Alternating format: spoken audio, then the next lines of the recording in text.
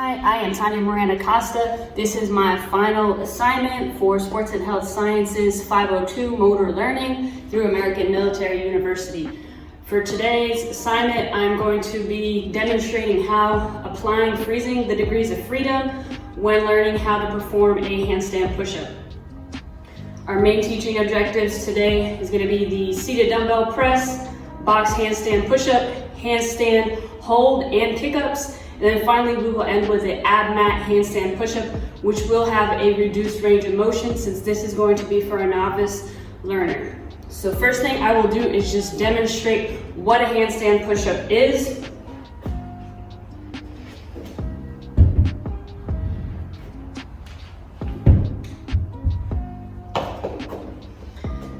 So that is a handstand push-up.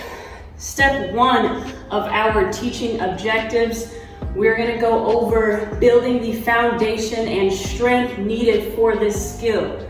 So we're going to start with seated dumbbell curls or presses. So we will start on the ground in a seated position with legs out in front of you. You're going to keep your core engaged and tight through this process. This range of motion that you will see here is the same range of motion needed for a handstand push-up. Keep your eyes forward, lock out at the top, and then slowly come down. This will help you develop the strength and the range of motion needed to effectively perform or be able to perform a handstand push-up.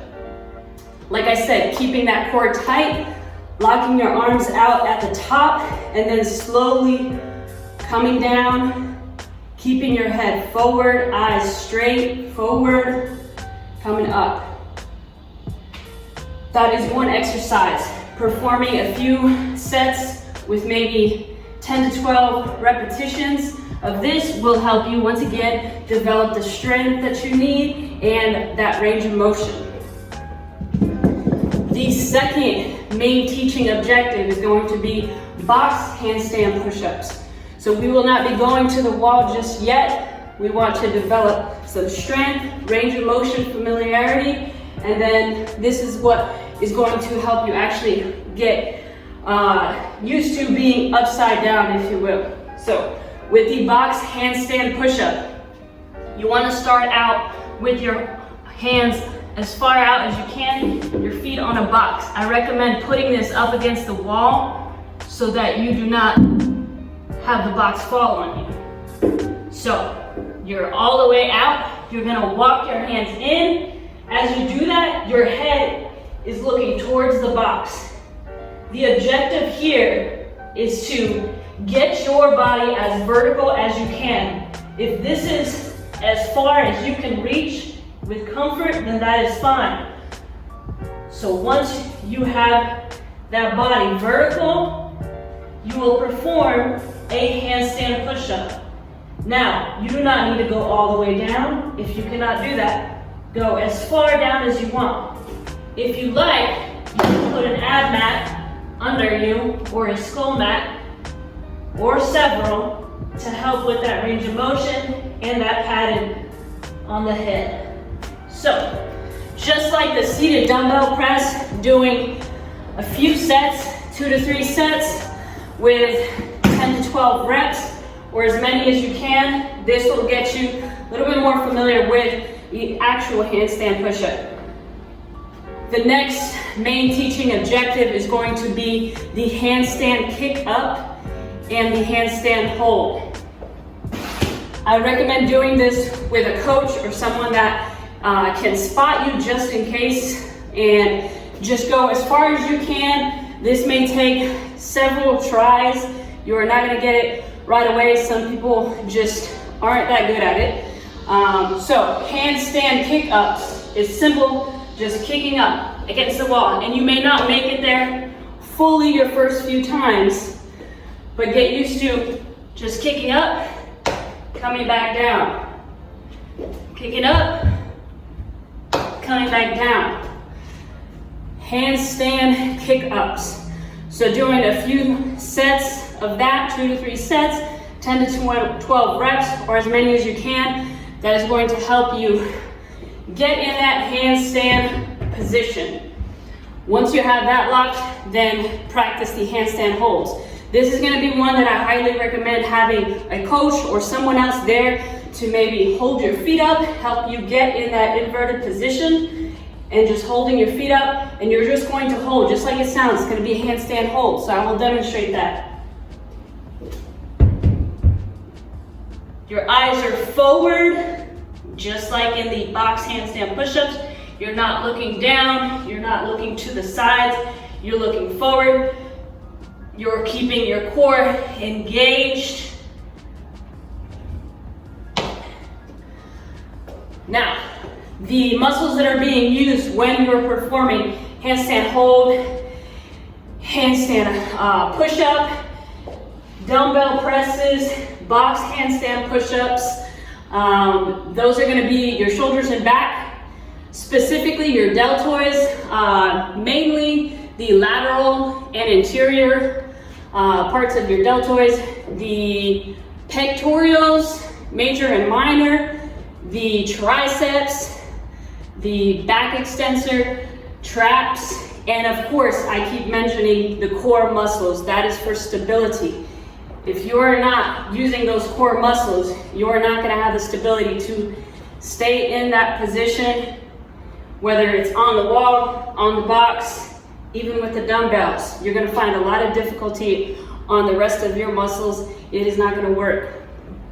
So we went over step 1, seated dumbbell press. Step 2 is where we talked about the practicing of the key components, the kick-ups and the handstand holds. Step 3 is piecing everything together, which is where we're gonna start to introduce the actual handstand push-up with an ab mat. Now, if you do not feel comfortable performing that yet with one ab mat, then put 2 to 3 ab mats. And do not worry about going all the way down, just whatever range of motion you can reach. I'm going to demonstrate it with one ab mat. Like so, against the wall. Like I said, you can pile 2 to 3.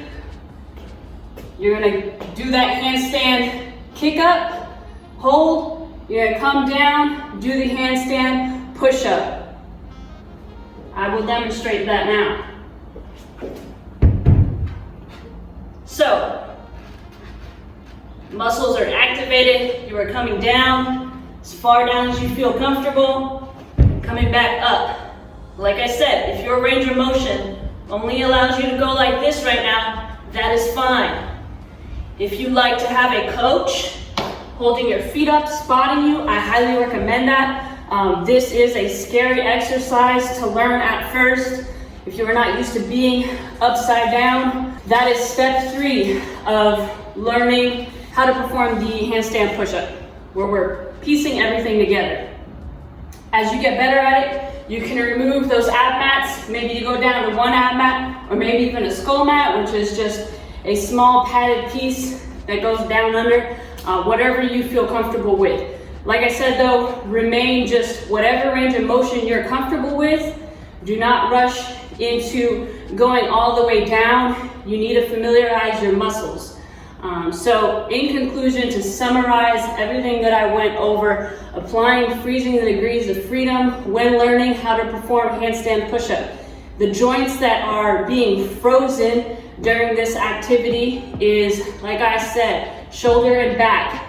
Specifically your deltoids, mainly the interior and lateral, your pectorals, major and minor, triceps, back extensor, trapezius, and your core muscles. So as you're working on the dumbbell press, seated dumbbell press, box handstand push-ups, handstand hold, and kick-ups, all of these muscles are being worked and frozen during each set of these workouts. That is my presentation. I hope that you took something away from it. If you have any questions, just please comment below. Give me some feedback. Let me know. I can clarify whatever you need. Thank you for watching and listening.